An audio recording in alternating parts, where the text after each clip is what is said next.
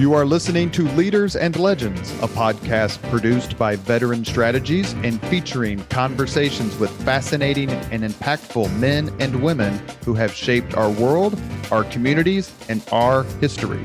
My name is Robert Vane, Principal of Veteran Strategies, and your host for our discussion.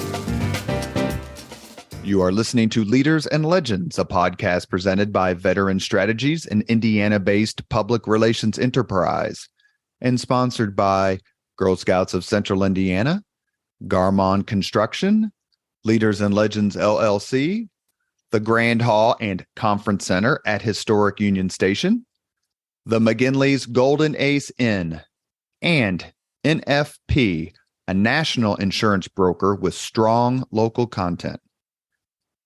Our podcast is featured on the All Indiana Podcast Network in partnership with Wish TV.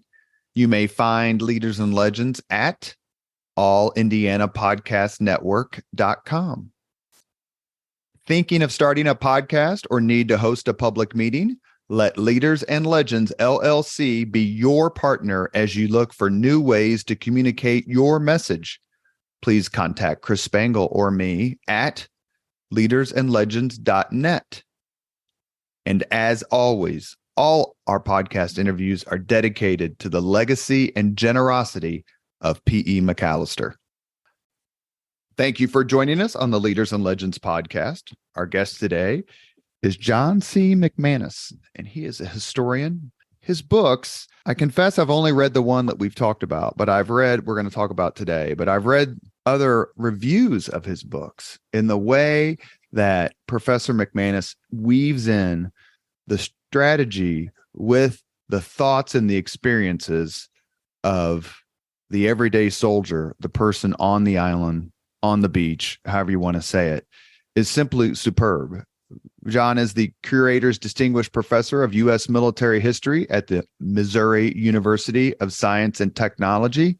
He's perhaps celebrating the Chiefs' win in the Super Bowl. We'll ask him. He received his PhD from the University of Tennessee and has written several books, including The Deadly Brotherhood, The American Combat Soldier in World War II, The Americans at D-Day, The American Experience at the Normandy Invasion, and we're just going to choose another one, Grunts, The American Infantry Combat Experience, World War II through Iraq. Professor McManus, thank you for coming on the podcast. Thanks for having me. I greatly appreciate that intro, Robert. Well, I'm going to grab your book, the last one. My son did 2 tours in Afghanistan as 11 Bravo. His father, meaning me, had a TV show when I was in the Army. So I always kind of say, dude, you could have chosen a better path, easier path. Oh, absolutely. He chose the toughest path. He did choose the toughest path. Very proud of him. We're going to discuss, this is the third book in your trilogy, correct? That's correct. The U.S. Army and the Downfall of Japan, 1945. And the book is called To the End of the Earth. To the End of the Earth. Professor McManus, we were talking before we started recording, I grew up, my mother was in the Marine Corps. My father was in the Marine Corps. So the Marines basically won World War II. Even in Europe, they weren't very specific. The Army, does it get, and as part of your rationale for writing, does it get a short shrift for its work in the Pacific? Because the Marines undoubtedly displayed such heroism when they were driving through the Central Pacific. Oh, absolutely. And so that's actually, Robert, what attracted me to this topic. Especially as someone who's been an historian of the Army on many different levels and some level of different eras, it really stuck out to me that I think in our popular memory of World War II in the Pacific, there's a sense that it was the Navy's war and all the ground fighting was done by Marines, and the Army just kind of focused on Europe. Well, the Army was focusing on Europe, but it also had a major war to fight in the Pacific against Japan. 1.8 million ground soldiers served in the war against Japan. That's the third largest army we've ever sent overseas to fight a war. So right there, you're talking about a massive human story and also maybe a kind of a different level of understanding of World War II. So I took on this idea of telling the Army story in the Pacific in the war against Japan, and it ends up being 3 volumes. And I think that tells you something right there, that it's an enormous story. So in doing that, I wanted to make it clear that I wasn't trying to denigrate the Marine Corps. It's actually the opposite, because when you get a sense of this context, that, you know, you're talking about at most 6 Marine divisions and almost 4 times that many Army divisions, and the Army responsible for logistics and transportation and communication and aviation engineers, and, you know, I mean, all these multiplicity of kind of MOSs and tasks. You get a sense then of the kind of larger scale and context of the war. And you also get a sense, too, that the Marines are really punching above their weight.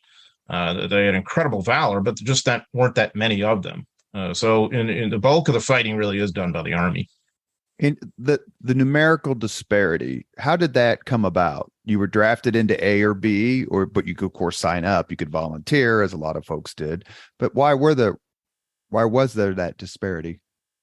Well, because the Marines were primarily volunteer, and it's designed as a small service force. It's generally, it had been an amphibious expeditionary force, but the Marines had done a decent amount of counterinsurgency warfare in Central America in the 1920s too. So the Marines had a very good handle on amphibious and sort of close-in, sharp-end fighting.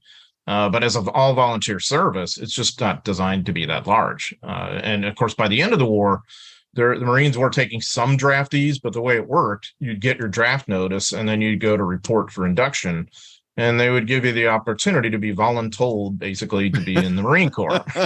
So you're seeing a few people like that, but that's toward the end of the war. And by contrast, of course, you know, the Army was primarily made up of draftees in World War II. About 2/3 of those who served in the armed forces were draftees during that war. So the Army is going to get the bulk of them as the largest service that has the most global responsibilities when you factor in Europe and the Pacific too. So there was really just a much better chance that you would be an Army soldier, and also, you know, the war is not just about the actual sharp end of fighting. It's all those other jobs, very unglamorous in many cases, that have to be done.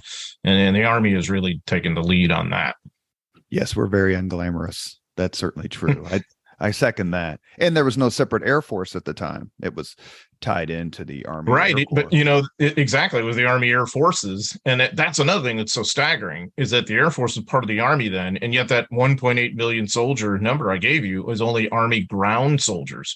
It doesn't even include the Army Air Forces, which, if you include that, that's hundreds of thousands more. And of course, obviously, a major component of the war, the strategic air campaign and the fighters and all that.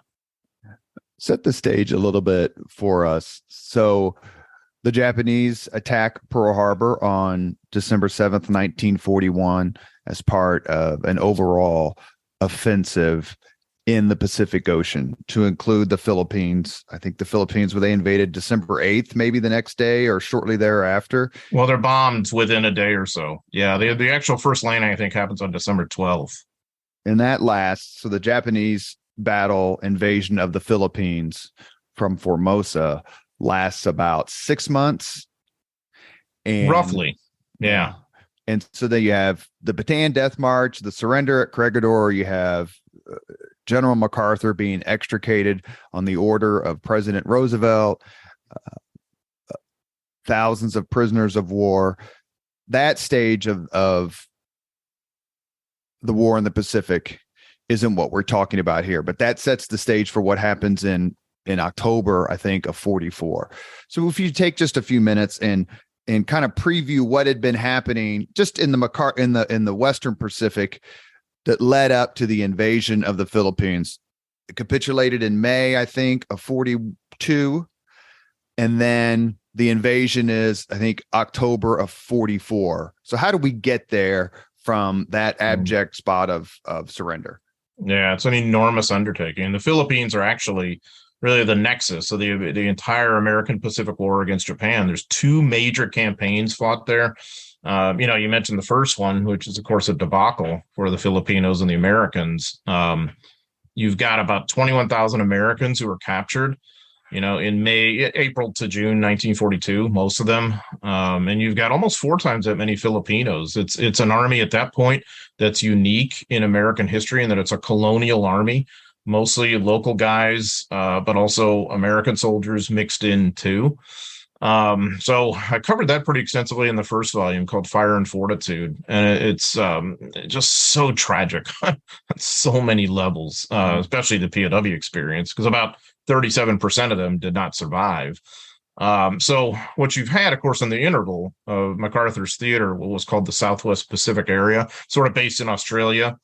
MacArthur's going to spend the better part of 1942, 43, much of 44, negotiating his way across New Guinea, one of the world's largest islands, in all sorts of fighting and campaigning and sort of Lancier operations and all that. It's not until October 1944, as you mentioned, that the Americans are going to position to invade somewhere in the Philippines again. And at that point, they hit Leyte, which is sort of in the midsection of the archipelago.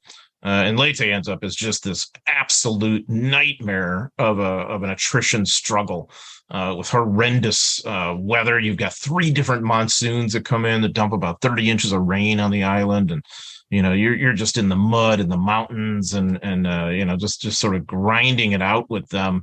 So all of that has happened, and I cover that in the second volume called Island Infernos. All of that had happened in that October to January timeframe. And even though fighting was still going on in Leyte, the operations are now moving north. And of course, the largest island is Luzon, which has Manila and all the rest, and Bataan, as you mentioned. So the Americans invade there on January 9th. And really, that's kind of the capstone of MacArthur's operations, because to him, it's like a crusade to come back and liberate the Philippines. January 9th of 45, correct? 1945. Correct. You mentioned the horrendous conditions, and I've got several questions about that. But since you mentioned it, talk to the Leaders and Legends podcast audience about how the Japanese fought on the defensive, really post Midway in June of 42. But fanatical is the word that's always used. I cannot think of a better word. So in your books, you do a terrific job, and especially conveying the notion that the Japanese just simply weren't going to surrender, and you had to go get them. All right. I mean, that was really the greatest asset of the Japanese soldier in World War II. Generally, his willingness to stay in and fight to the death.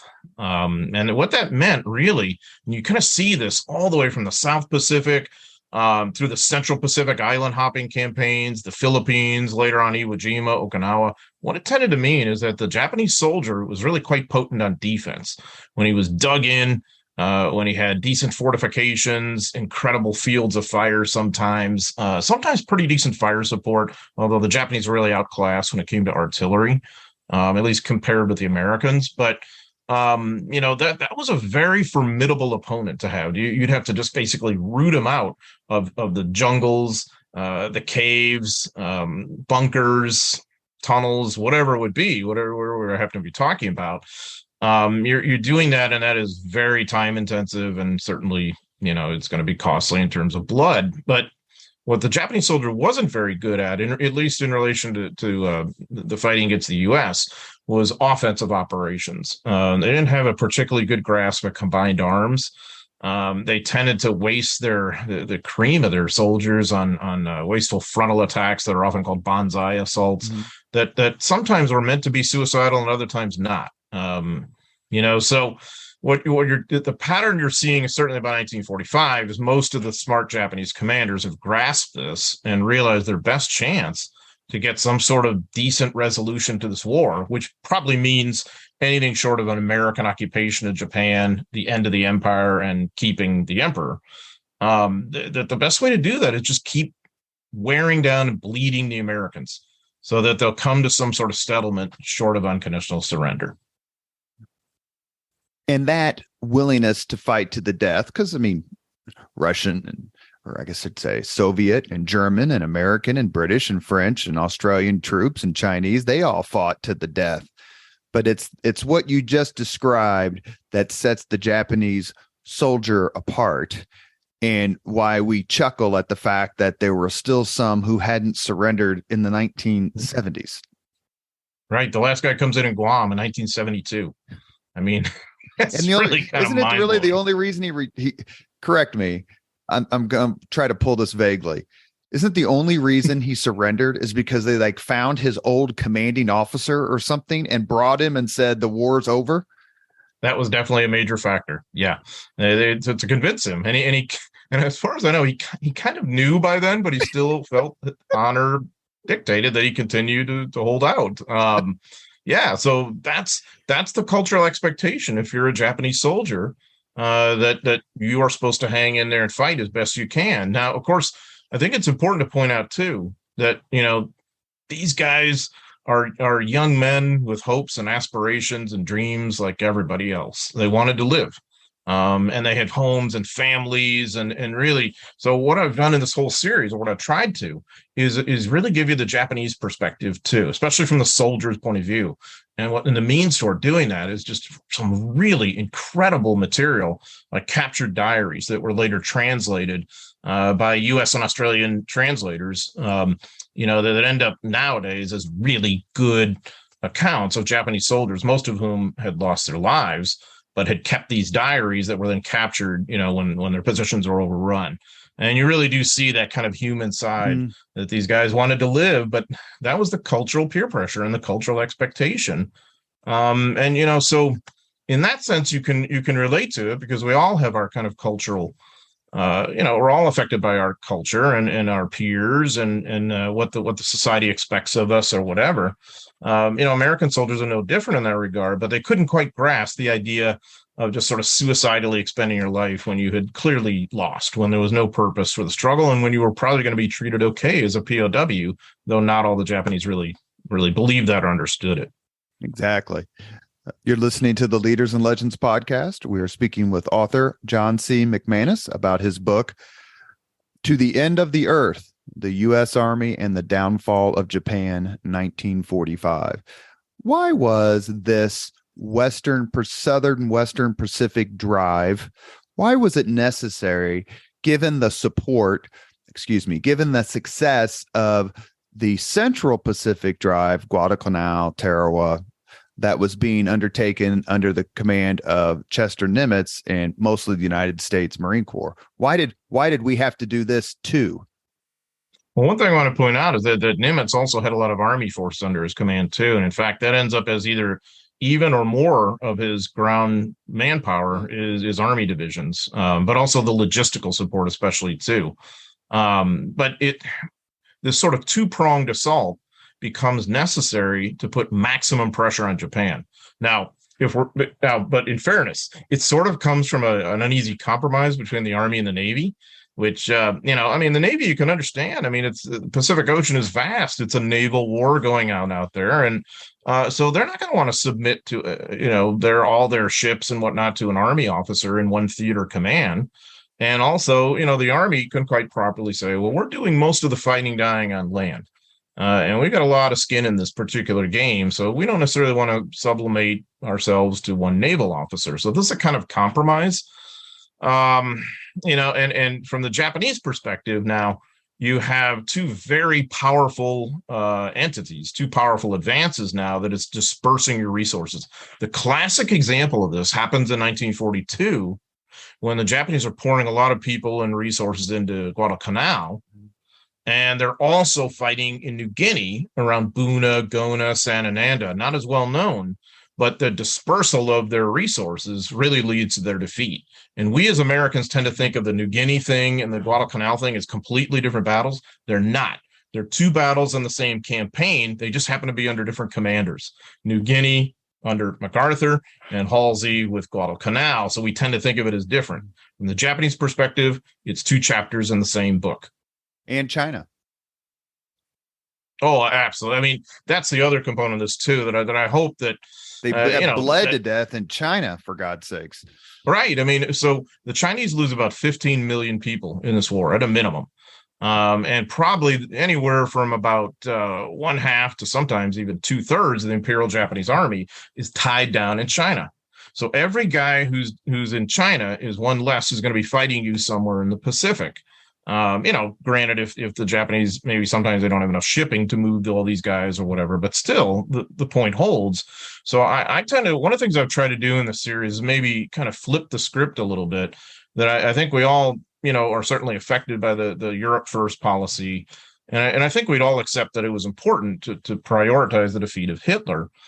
But I also think that there was a kind of major strategic consequence of that. And the primary thing was that the China-Burma India theater got short shrift in terms of resources and strategic priority, which in turn probably meant the Americans had less influence over the outcome in China, which I think we would all accept, helps lead to the communists winning the Civil War, creates the People's Republic of China, which you could argue is the most consequential event in modern history, certainly the most consequential event in the Cold War history. Mm-hmm.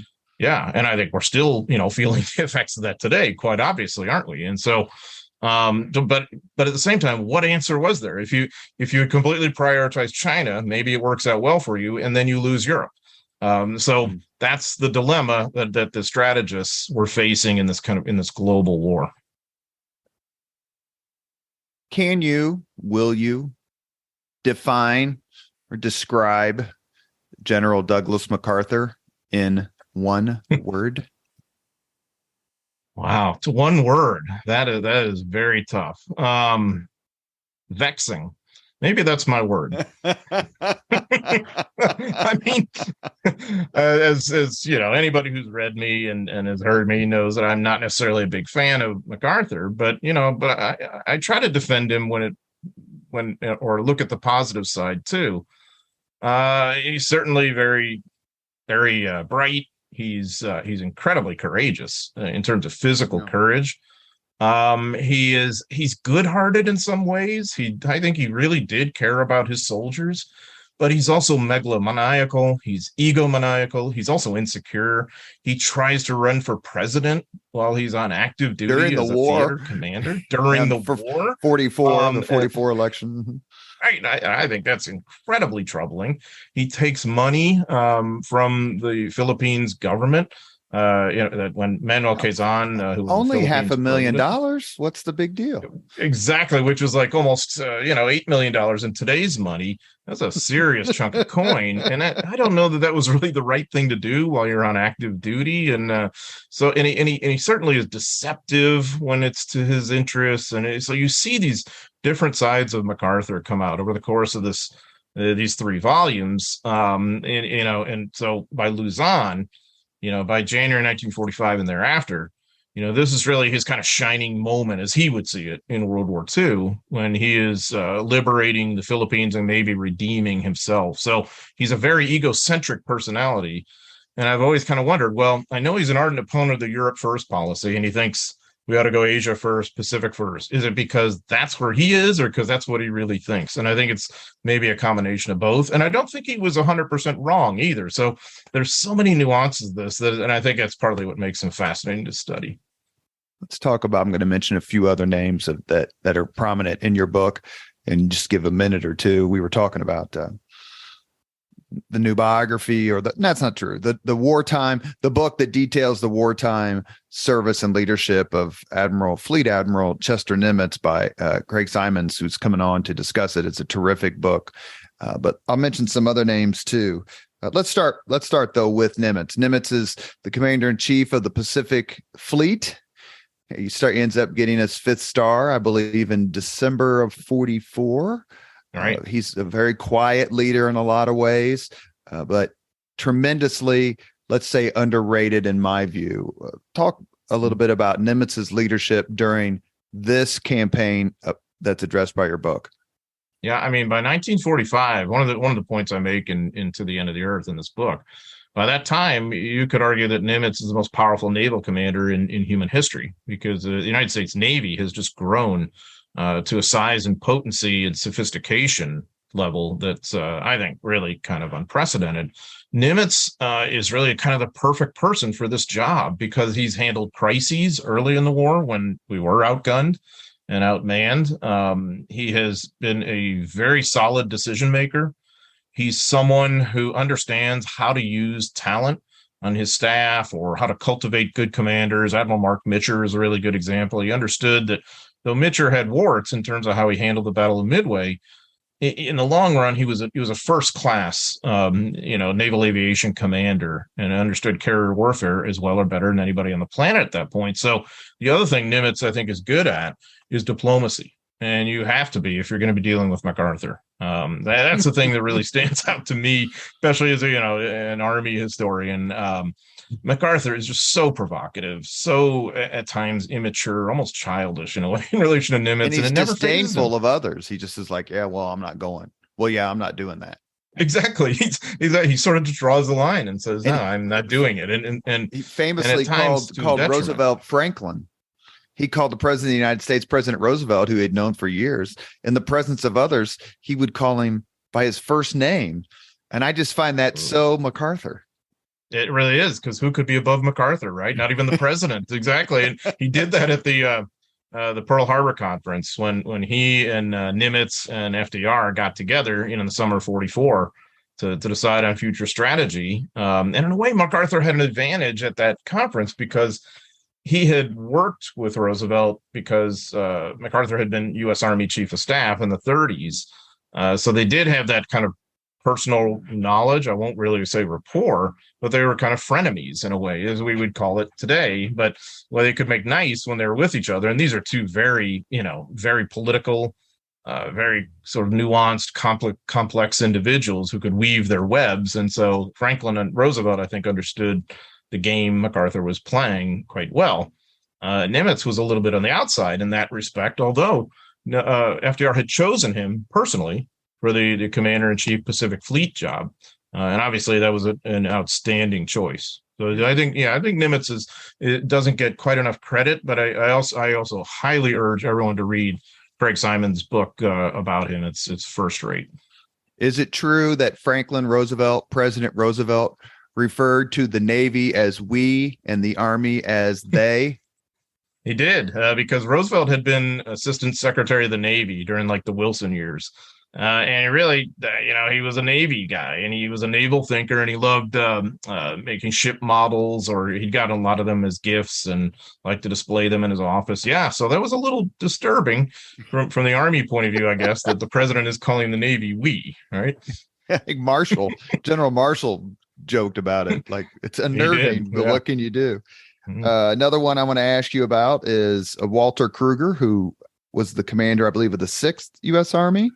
That's right. Yeah. And there was some real friction. And I'll just say the other person, Robert Eichelberger. Right. The commander of the 8th Army. Right. Mm-hmm. What were their roles? You just said them, but what were their roles, and why was there this friction that even General MacArthur participated in? Yeah, MacArthur played them off against each other because he knew they were rivals, and especially by 1945 when you have these big operations going on in the Philippines. So Kruger is such a fascinating guy. Both of them are. But Kruger was one of only 2 foreign-born generals in the U.S. Army in World War II. The other one was Ben Lear, but he was born in Canada. I don't know if that really counts. Kruger was born in Germany, and he was a son of a German soldier. And Kruger's father died when Kruger was an adolescent, so the family moves to America. His mother remarries, and so Kruger had to basically learn a whole new culture, a whole new language as a young person. And when the war against Spain broke out in 1898, he joins the Army as a 17-year-old private. So Kruger is a totally self-made guy. Not only does he have no West Point pedigree, he has no college degree, he has no high school diploma, and he ends up as a 4-star general. That'll never happen again. He's incredibly intellectual, though, in his own way. He'd write all these sort of wonky, military intellectual articles in the 1920s. He was very much a stalwart soldier. But he was a little overage when World War II broke out. He's in his 60s, so he was surprised when MacArthur tapped him to be commander of the 6th Army. Kruger is steady. He's thoughtful, but he's not bold. And so the term you often hear associated with him is cautious. And indeed, that had played out in the South Pacific. It had played out, in Leyte, and it plays out in Luzon, mainly because Kruger isn't really very quick on the dash to Manila, and MacArthur's very frustrated with him and all that. By contrast, Eichelberger, who was a West Pointer, son of a Civil War veteran on the Union side from Ohio, Eichelberger had grown up in this really well-off home, but he was the youngest of 5 kids, and he had a father who would just like pit the kids against one another in competition. Well, I would almost say like they'd be a reality TV family in this day and age sort of thing. And he's the youngest, it's hard for him to compete. So he was never taken seriously. And that's his thing of proving himself. And the Army became a way to do that. In World War I, when most of his classmates, he was class of 1909 with George Patton, who was a longtime friend of Eichelberger, and their vision of war was very similar. Their level of success as ground commander, very similar. So most of these guys are going to the Western Front. He went to Russia with the Polar Bear expedition, which was an Western Allied and Japanese attempt to snuff out the Bolshevik regime during the Russian Civil War. So he'd seen combat, he'd done intel, he got the Distinguished Service Cross, he'd studied the Japanese. So he's intellectual too, but he's much more glib. He's really warm. He's witty. He's charming. He has no enemies in the Army. And Kruger's really brusque. He could be incredibly rude. And Eichelberger couldn't fathom that. And so Eichelberger had served under him as a corps commander and very successfully, but he was angry at all these little slights that he felt Kruger had done. And Kruger probably didn't even know he'd done it. And he was much bolder. So he was frustrated that he thought Kruger was too cautious. So by 1945, then MacArthur's using them against each other to kind of get results in the Philippines, and especially with Eichelberger in the push for Manila. And then Eichelberger has this sort of lightning, incredible campaign to liberate much of the archipelago that we forget about today because it's kind of strategically pointless, but it's beautifully, beautifully handled. He's a fascinating guy. You are listening to Leaders and Legends, a podcast presented by Veteran Strategies, an Indiana-based public relations enterprise, and sponsored by Girl Scouts of Central Indiana, Garmong Construction, Leaders and Legends LLC, the Grand Hall and Conference Center at Historic Union Station, the McGinley's Golden Ace Inn, and NFP, a national insurance broker with strong local content. Our guest today is Professor John C. McManus. We are discussing his book, To the End of the Earth, the U.S. Army and the Downfall of Japan, 1945. Now, I'm going to be a homer here and insert a name because he is an Indianapolis Public Schools graduate, Shortridge, and a Hoosier through and through. And that to me is he is probably Nimitz's greatest discovery, to put it that way. And that's probably overstating it, but we're going to go with it. And that's Admiral Raymond Spruance, one of the greatest Hoosiers of all time. What do you think of his performance? Well, I think Spruance was first rate. You talk about like a steady hand. Nothing colorful about Spruance. Not all that media friendly or really media savvy, but somebody who I think understands naval warfare on every operational level. Certainly by 1943 in the post Midway era. Of course, he's the guy who does most of a lot of the heavy lifting at the Battle of Midway, the tough decision making.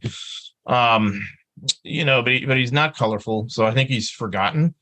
I think it's an absolute travesty, in my opinion, that when they started to giving out 5 stars, that Halsey got it instead of Spruance. Spruance is really a more successful commander. So he is by 1945, really, in terms of like operational fleet command, really the leading guy in the U.S. Navy. He's someone Nimitz has counted on for a long period of time, and he's been a kind of a loyal, stalwart person too. Whereas Halsey is much more sort of media savvy and colorful, so we tend to remember him more. Am I correct in remembering that Spruance, when it came to getting a 5th star, said that he would want it, but he wouldn't want it if Halsey didn't get it? Yeah, I mean, he's also kind of selfless in that regard, and he thought highly of Halsey and vice versa.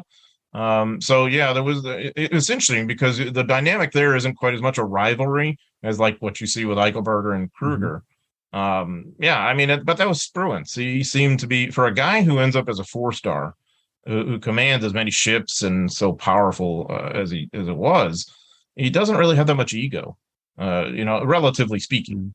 And He was just, our former Senator Richard Lugar, who served under Arleigh Burke, tried to get the 5th star for Spruance and unfortunately was never successful. But I hope he definitely, to your point, he gets it one day.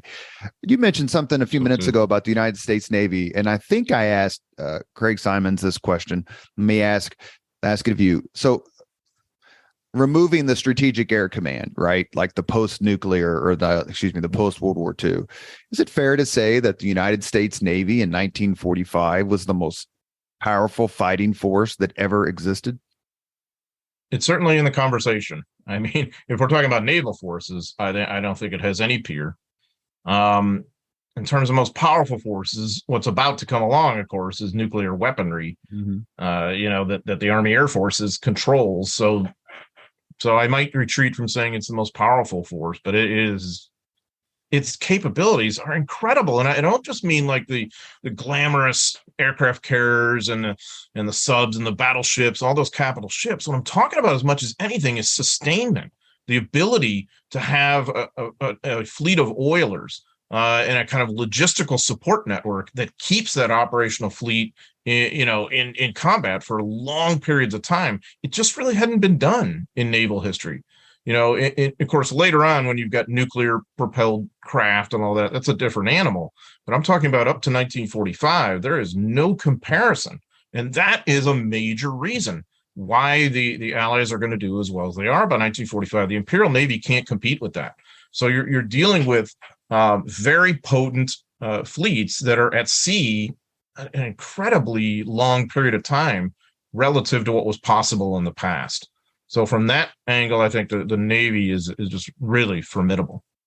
And in certain time periods of the war, early in the war, there was like 3 carriers or at some point even 1 carrier that was in the entire Pacific Navy. And how many carriers did they end up at the end of the war?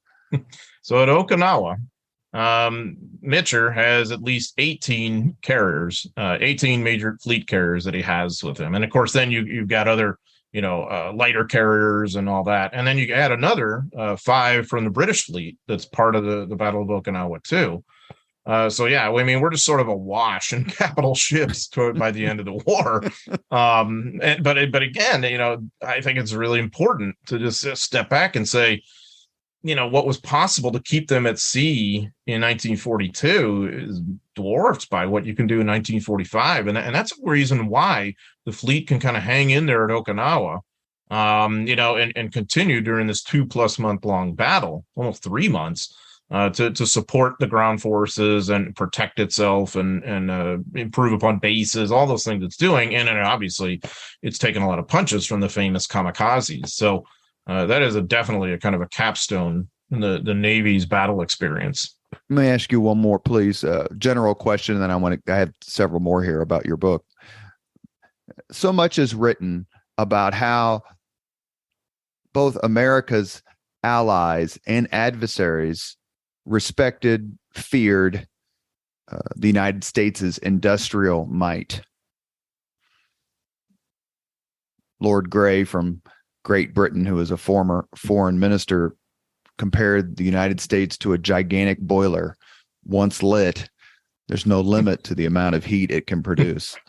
But it seems that they, and perhaps we, underestimated amazingly what the United States was capable of in terms of industrial production. Yeah, and I think that's why that phrase "sleeping giant" so appeals to us, even all these decades later. What Admiral Yamamoto, the mastermind of the Pearl Harbor attack, what he's alleged to have said, "We've awakened a sleeping giant." Now, he really may not have said that, but he might as well have, because there was a lot of truth to it. One of the things that's really helpful for the U.S. is that it had really begun mobilizing even before it formally got into the war. So for that, almost that year or so before has been spent, especially on the naval side, building a 2-ocean navy or having it in the blueprints, and so that means that you're really probably going to have that in play by about the middle to latter part of 1943. Even as, of course, you're mobilizing all this these other armed forces, all this has to be supported by major resources and industrial output, which of course has been planned, and it's incredibly haphazard and kind of chaotic. But the results are the results, aren't they? I mean, an example I'd give you, what was called at the time aeronautical engineers. They would have told you circa 1939 or 40, if you could build 10,000 to 15,000 warplanes in a year, you were doing extremely well with your industrial output. Well, the U.S. in about the 3.5 year period builds 300,000 military aircraft, and then obviously ships a lot of them or flies a lot of them overseas because that's where they're all fighting. I mean, that's just a staggering kind of output. And wasn't there a point during the war where the United States actually started to cut back on production? Yeah, so that happens by the end of 1944 and by the spring of 1945, especially. The War Production Board is really starting to kind of scale back. And the interesting dynamic there is that the civilians really want to start scaling back war production. But the military force, especially the Army, are like, hey, we still got major battles to fight. And I've always wondered what would have happened if we'd had to have that ground invasion of Japan. They probably would have had to remobilize, I would think. But so in that score, we were already starting to convert to a civilian economy by the spring of 1945, when these furious battles that I talk about into the end of the earth, like Luzon, like Okinawa, while they were going on, the economy sort of retooling in a way, anticipating the end of the war. I'm going to say it's a new style of writing, so you correct me, because it's been around for a while. But the emphasis on what was happening on the ground, the conditions experienced by the soldier or Marine or airman, whoever you want to emphasize, that's a result of some new scholarship. Your book does such a terrific job of explaining the conditions that you can't quite grasp while you're sitting on your couch and reading. As we were talking before, my uncle drove a Higgins boat, a landing craft, to use the generic term, in the Central Pacific. He didn't really talk about it much. But after I got out of the Army and I was older, obviously, and he was older, I asked him a question about, have you ever seen a military movie that comes close to capturing what you saw? And he said, yes. This was after Saving Private Ryan. He said, yes. He goes, but no movie will ever capture the smell. Mm-hmm. When you're writing a book, how do you balance between being descriptive, without being gory, and just how savage was the fighting in the Philippines during this campaign? And after you answer that question, I'm going to bring up a specific example, which is, I hate to say it's my favorite, but it just kind of is. Please go ahead. Sure. No, I appreciate it. I mean, part of what I try to do in all my books is, as much as you can through words or in a literary sense, try and make you feel like you're there, like you're back in there, like you're seeing it, you're hearing it, maybe smelling it. Although, I mean, your uncle's so right. No movie could ever convey the smell. It's just not one of the senses you have in a movie, So the way to do that, I think, is to really dig in to the primary source material, to go on the firsthand accounts of those who were there. But also, and this is the sort of happy thing about World War II, there's so many records of what went on and what things look like and what the trials and tribulations were and all these kinds of things that you can really relate to all these decades later. I really think it takes a blend. And so what I tried to do is convey, here's what the war, looks like, sounds like, maybe smells like for the average private who's deep in the mountains fighting somewhere in Luzon. Here's what it looks like from MacArthur's point of view. Here's their various problems and how they're thinking it. Here's what it looks like from the Japanese point of view.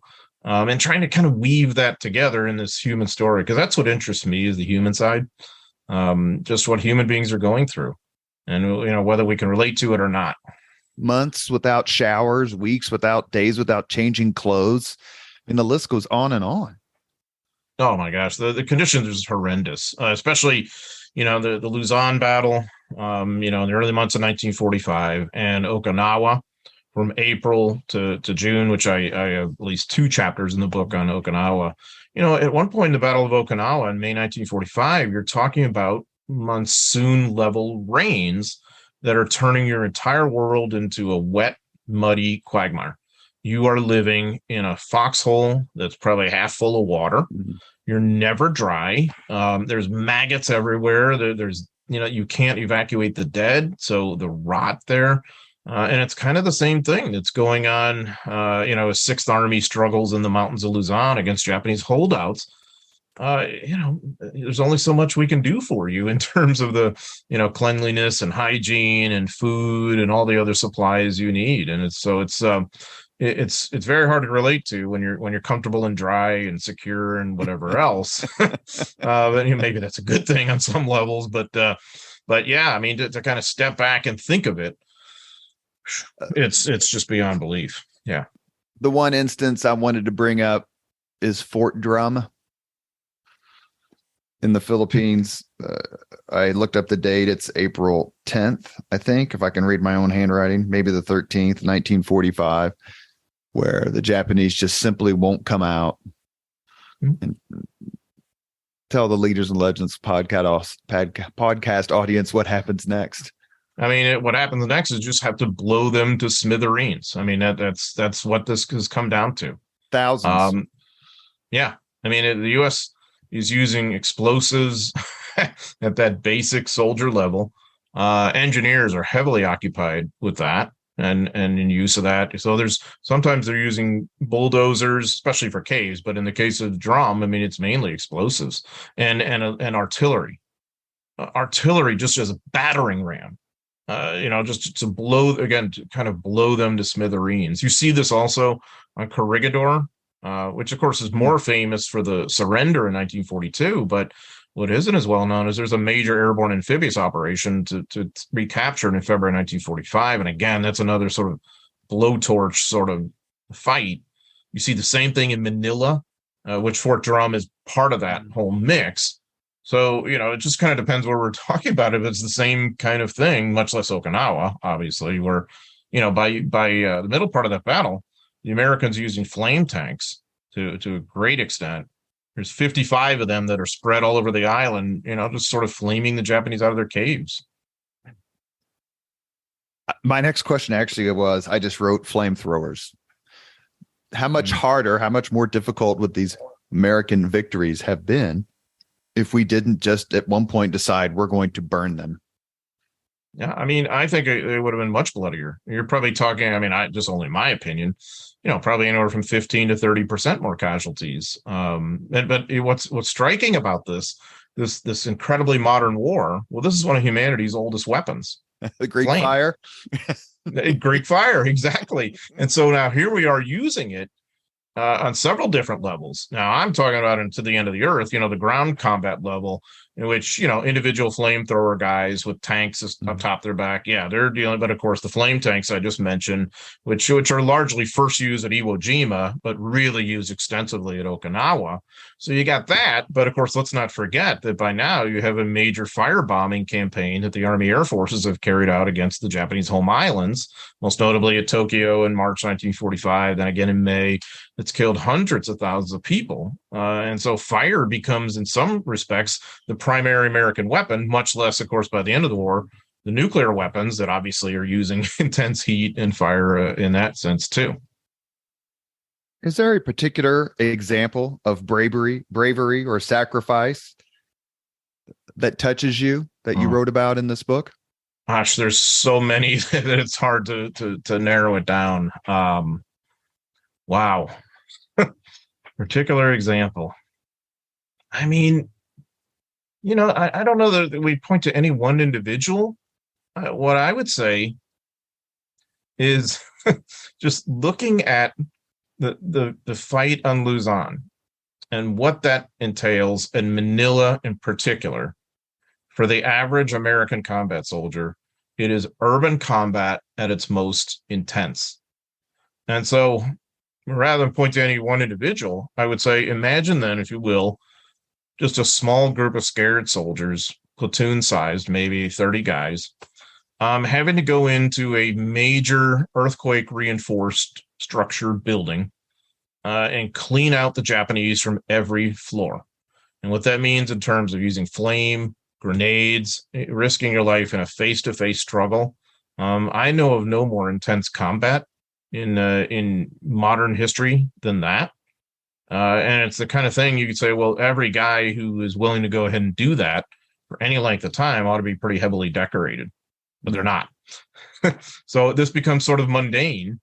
And so maybe that's my larger message, is the sort of frequency of this, the mundanity of it, in the sense that, and you look at it and say, well, these are everyday Americans. Maybe we're not all that different. We just happen to live decades later. So you maybe can relate to people that you might have been in that situation too. Average age of the combat soldier, early 20s, usually, late teens? Yeah, I mean, usually about 20, 21, 22, maybe. You'll often hear the stat put out there that the average American combat soldier in World War II was age 26. I think that's on the old level based on what I've seen. But, especially when we're talking about like infantry and ground combat. Yeah, that's a young guy's game. And so we're, if I'm 30 years old, it's going to be hard for me to deal with the conditions in the hinterlands of Luzon or on Mindanao or wherever we happen to be fighting.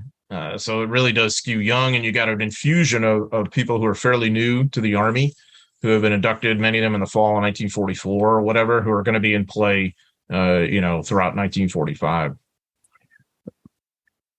Your book make readers cringe when detailing the atrocities of the Japanese, not only on Americans, but in some ways more savagely on the Filipinos, as a fellow Asian race. Did Japan, they get off easier than they should have because of the dominance of the Holocaust? You mean in historical memory? I mean, yeah, meaning that, the Holocaust is obviously sui generis, right? I mean, it's biblical and it's in its horror, in its proportion.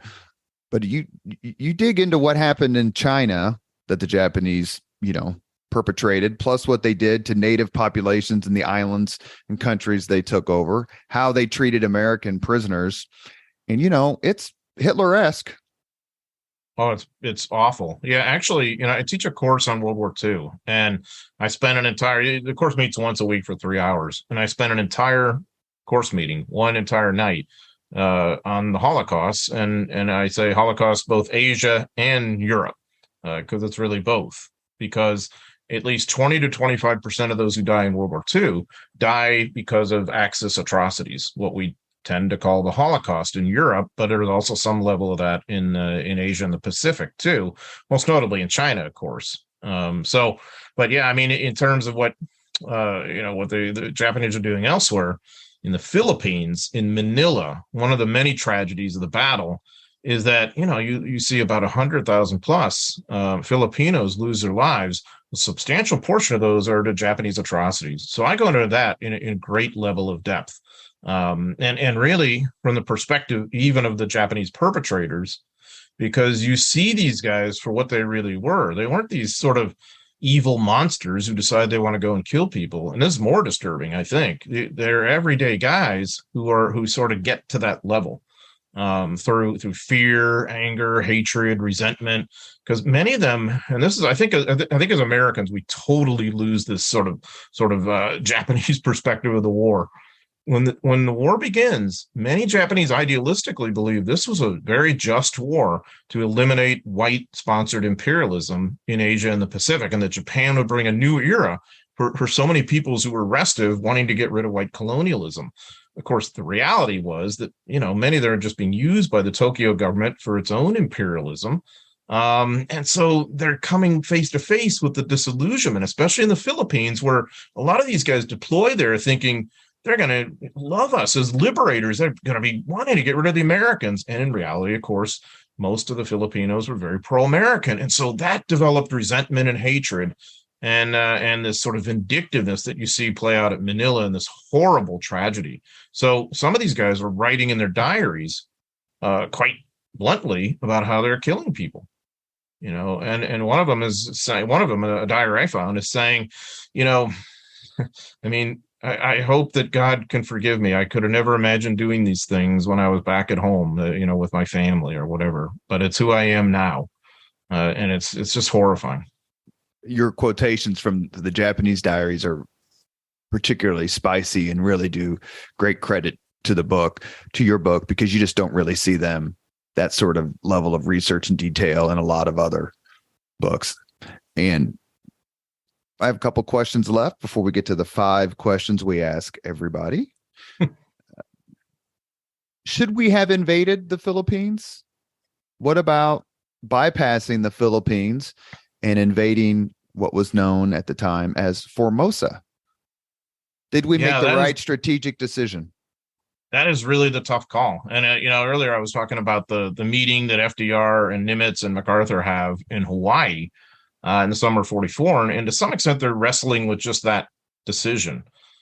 I don't think there's an easy answer to that. I come down on the side of ambivalence in the Philippines, because I think if you're not going for the Philippines, especially like Luzon, then you are going for Formosa, and that is going to be a really tough beast.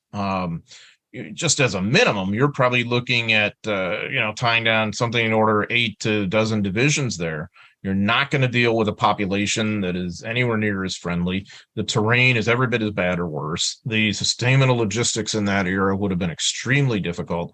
Plus, you would have been dealing with Japanese response from this open flank behind you, most notably in the Philippines. So on that level, it does make some sense to go to the Philippines. Because the other thing, too, to consider is that you're probably going to have to bypass and blockade the Philippines, which means that the Japanese are probably going to extract anything they can from it. You're probably going to look at a famine there. So that's going to cost the Filipinos dearly, in addition to the POWs who are still there. Of course, the downside of going to the Philippines is exactly what did happen.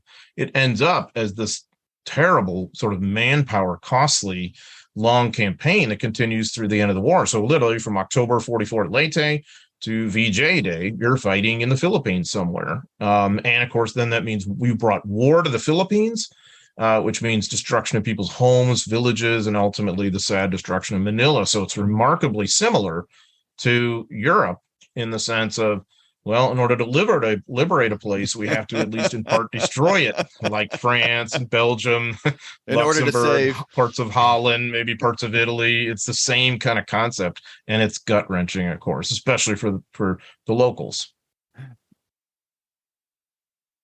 When I was reading your book and I was getting to the end, and I didn't read ahead because I'm not a jerk, I was hoping that you would delve into something that you did, and you do it beautifully, and that is the liberation of Jonathan Wainwright, the American Army general who had to take MacArthur's place in 42 and actually surrender the army, and spent 3 years, 2.5, 3 years as a prisoner of war. Relay for the Leaders and Legends audience his reunion with MacArthur, because MacArthur was kind of a jerk to him after he was after he was captured, but softened considerably when he actually saw him. Yeah. So you mentioned Wainwright had taken over for MacArthur when MacArthur leaves the Philippines. MacArthur felt in the aftermath of the surrenders that Wainwright should have struggled on somehow. And so MacArthur had actually taken steps behind the scenes to make sure that the War Department would not decorate Wainwright with a Medal of Honor, which they had wanted to, in part also because of his remarkable leadership as a POW. And he endures, 3 years of this, and it was just a horrendous experience. Of course, all of that had shifted by the end of the war. Wainwright had been on the cover, I think, of Time magazine, one of the very prominent mass circulation magazines. And, when he's liberated, of course, it's a very big deal. He's the highest ranking American military officer in captivity in the war.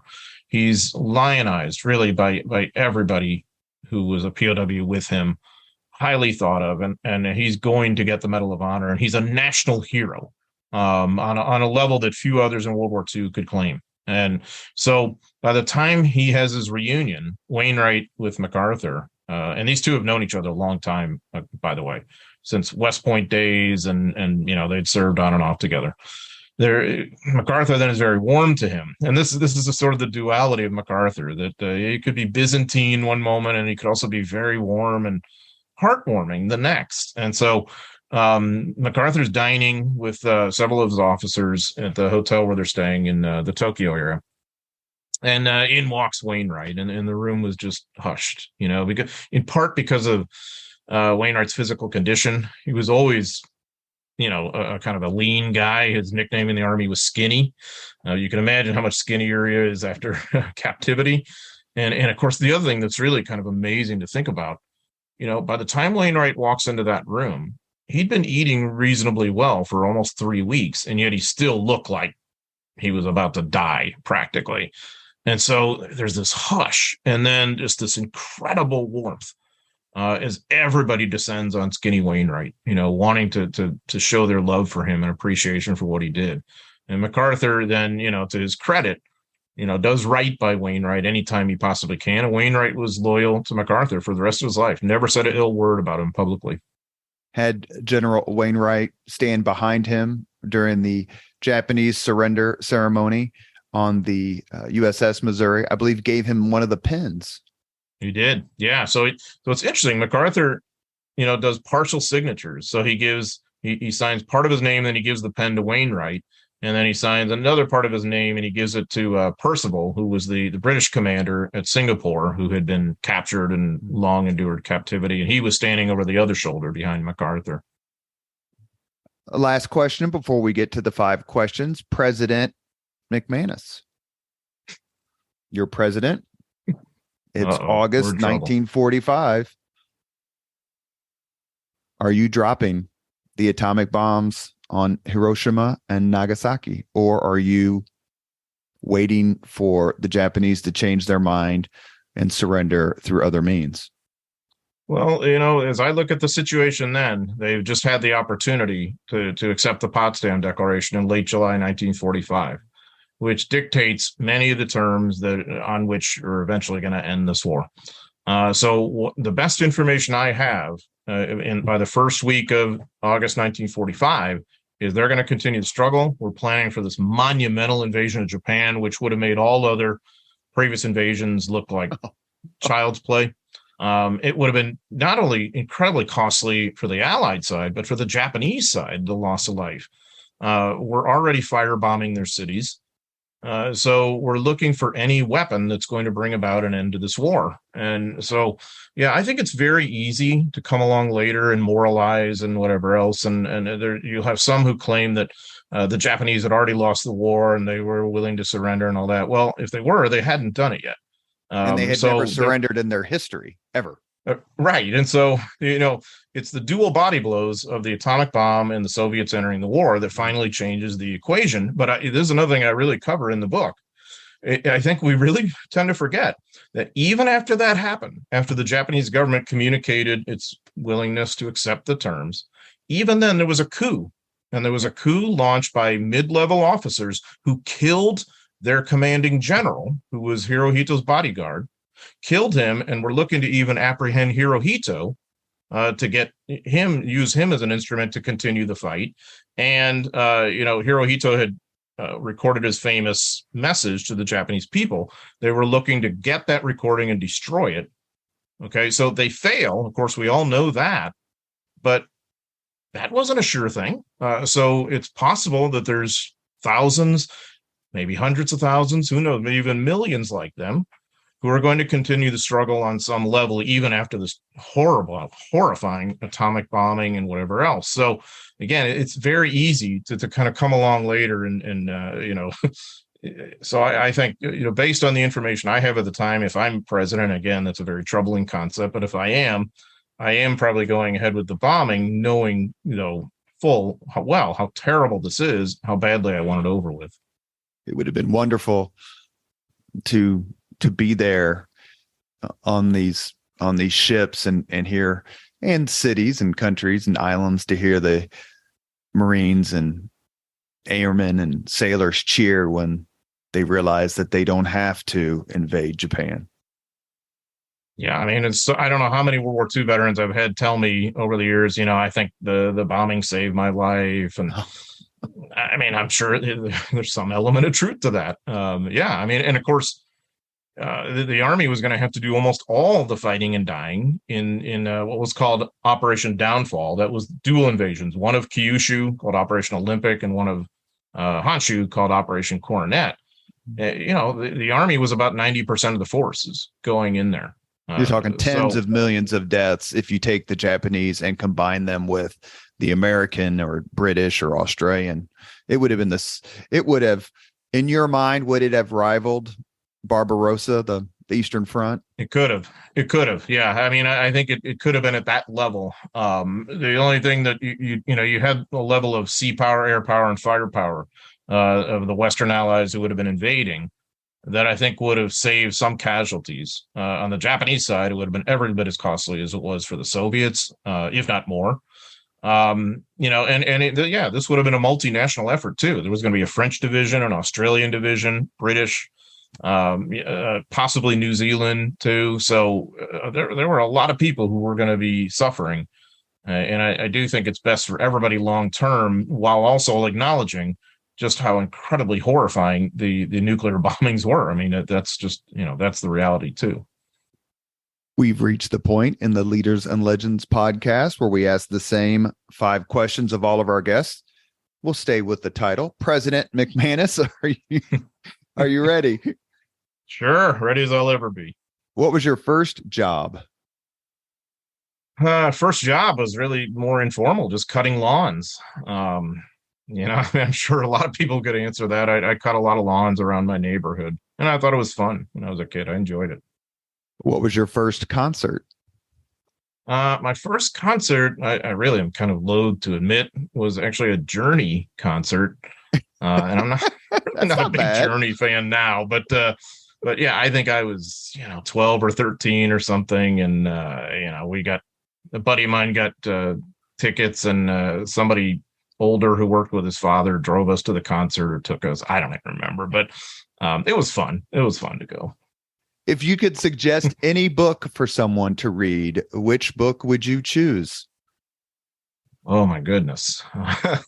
That's like trying to describe MacArthur in one word, I guess. I mean, it just depends what interests you, I guess. But if we're, I think about World War II books, maybe start with Rise and Fall of the Third Reich, because if you want to understand something of the causes of the war in Europe and sort of what it looked like at the time, from the perspective of course, William Shirer, this famous CBS correspondent, I just know of no other introductory book that really can kind of take into that world, while understanding that came out a long time ago, but it's just still so valuable. But there's a million other books I could and would. It's a great choice. Though.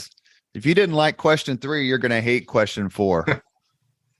If you could witness any event in history, be there in person as it happens, which event would you choose? Yeah, I might choose the ceremony aboard the USS Missouri that ends the war with Japan. I think it's incredibly poignant. I think it's beautifully done. I think it's one of MacArthur's finest moments in his entire life. I think it's also the beginning of a new Japan. One of the things that's really so fascinating is how, yes, the key Allied officers are all there in their assigned spots and all that. But, it's not really an accident who's on the Japanese delegation, too. And one of them, I think this is really interesting in retrospect, one of them was from the equivalent of their State Department, a very well-versed diplomat who spoke English well and understood the U.S.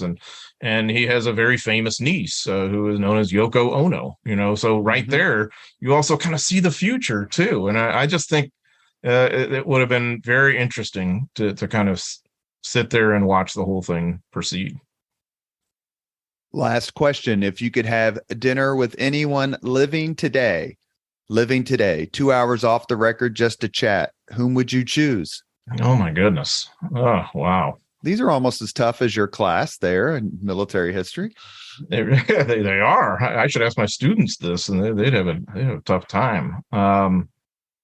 Well, since I'm on an Indianapolis oriented podcast, I'm going to say Peyton Manning, and the reason for that is, of course, I saw him play at Tennessee because I was there as a graduate student when he was the quarterback.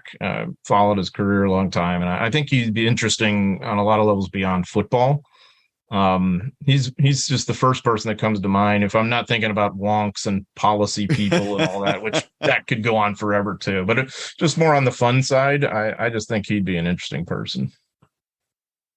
You have been listening to Leaders and Legends, a podcast presented by Veteran Strategies, an Indiana-based public relations enterprise, and sponsored by Girl Scouts of Central Indiana, Garmong Construction, Leaders and Legends LLC, the Grand Hall and Conference Center at Historic Union Station, the McGinley's Golden Ace Inn, and NFP, a national insurance broker with strong local content.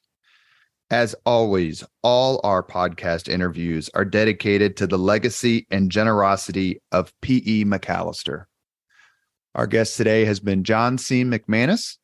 He is a distinguished professor of U.S. military history at the Missouri University of Science and Technology. He is the author of several books, and we just discussed his latest, and that is To the End of the Earth, the U.S. Army and the Downfall of Japan, 1945. It is an amazing book.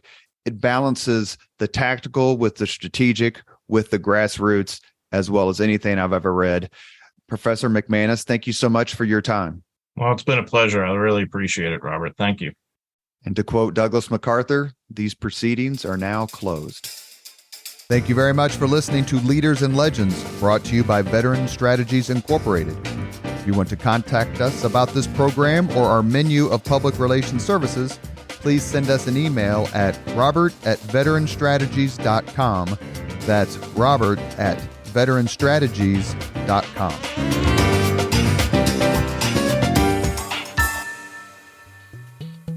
This podcast was produced and edited by Chris Spangle and Leaders and Legends LLC. If you're interested in starting a podcast or taking yours to the next level, please contact us at leadersandlegends.net.